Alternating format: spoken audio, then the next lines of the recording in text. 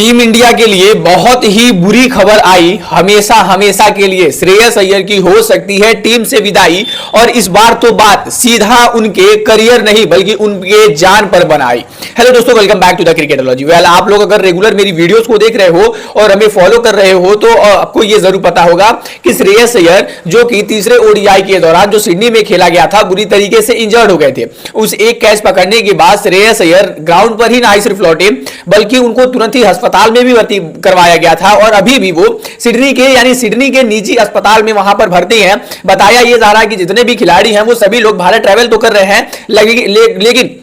अभी श्रेयस अय्यर जो है वो सिडनी में ही रहेंगे और अभी वहां पर वो कुछ टाइम व्यतीत करेंगे। लेकिन उनकी हालत क्या है, उनकी फिटनेस क्या है और कब तक उनकी वापसी होगी, इसके बारे में सब कुछ जो रिपोर्ट्स हैं वो बीसीसीआई ने सभी को बता दिया है, और उनके बारे में जो भी हाल है किसी से भी छुपाया नहीं गया है। तो क्या है कुछ रिपोर्ट, कब तक होगी उनकी वापसी, और क्या वो हमें जल्दी दिखने वाले हैं या फिर लंबे दिनों की उनकी छुट्टी हो गई है। क्योंकि हमने देखा था जिस तरीके से कैच पकड़ने के बाद वो अपनी जो है पसलियों को पकड़कर जमीन पर पड़ गए थे, ऐसा लग रहा था कि मानो यार इस बार तो उनकी जो है वो हड्डियां चली ही गई हैं, यानी टूट ही गई हैं। लेकिन अच्छी खबर यही है कि जो मैं आपको आगे बताने जा रहा हूं, तो चलिए बताते हैं। तब तक आप लोग यहां तक आ गए तो वीडियो को फटाफट से लाइक करके यार चैनल को सब्सक्राइब जरूर कर दीजिएगा। सबसे पहले आप सभी को पता होगा कि अगर भारतीय टीम ने ऑस्ट्रेलिया को तीसरे मुकाबले में केवल और केवल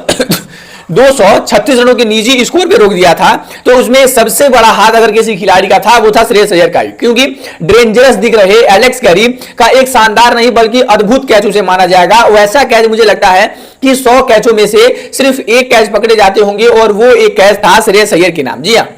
क्योंकि इससे पहले एलेक्स कैरी का एक कैच छूट भी चुका था। एलेक्स कैरी काफी डेंजरस दिखते हैं और वो व्हाइट बॉल फॉर्मेट के एक बेहतरीन विकेट कीपर बल्लेबाज भी हैं। ऐसे तौर पर टीम जब ऑस्ट्रेलिया का 83 पर 3 विकेट गिरा था और अभी उनके लिए आने वाले 18 ओवर शेष बचे थे, यहां से वो आराम से इजीली 100-120 रन बनाकर 300 के आंकड़े के पार जा सकते थे, और एक मैं कहूं तो बेहतरीन स्कोर है वो टीम के लिए बना सकते थे। लेकिन कहीं ना कहीं जब एलेक्स कैरी का एक कैच छूटता है, टीम का थोड़ा सा मनोबल डाउन होता है। हालांकि जब हर्षित राणा गेंदबाजी करने आते हैं,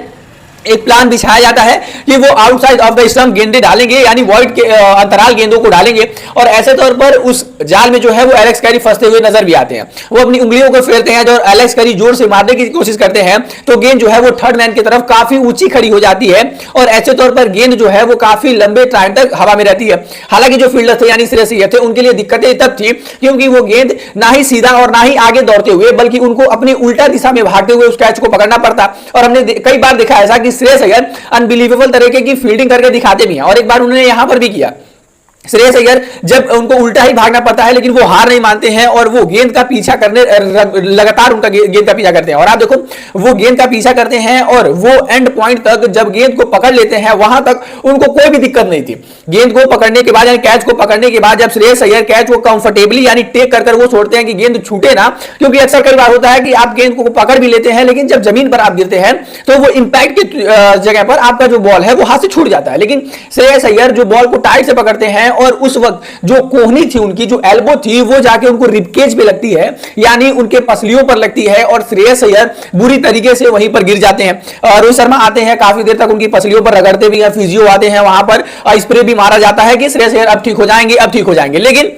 बुरी खबर यह थी कि श्रेयस अय्यर उसके बाद ग्राउंड से ही बाहर चले जाते हैं, या यशस्वी जायसवाल फील्डिंग करने के लिए आते हैं, और एक भी ओवर, जी हां, एक भी ओवर श्रेयस अय्यर उसके बाद ना सिर्फ फील्डिंग करने आते हैं बल्कि उनको तुरंत ही हॉस्पिटल में शिफ्ट किया जाता है, और वहां पे स्कैन होते हैं। और वहां पर जो आज है यानी तकरीबन 24 घंटे के बाद जो रिपोर्ट्स है वो अब आ चुकी हैं, और बताया यह गया है कि Shreyas Iyer out of the danger है, यानी वो खतरे की घंटी से बाहर है, वो खतरे से बाहर है। और ऐसे तौर पर श्रेयस अय्यर की एक भी रिबकेज की हड्डी को कोई भी नुकसान नहीं पहुंचा, यानी एक भी उस चोट का हड्डी नहीं टूटी है, जिसकी सबसे ज्यादा डर था। क्योंकि अगर हड्डी टूट जाती तो काफी ज्यादा दिक्कतें होती और शायद यहां से श्रेयस अय्यर का वो अब से भी ना के बराबर हो जाता। लेकिन अच्छी खबर यही है कि उनकी जो हड्डी एक भी नहीं है टूटी। हालांकि जो वो मसल्स में टिश्यू है वो थोड़े बहुत से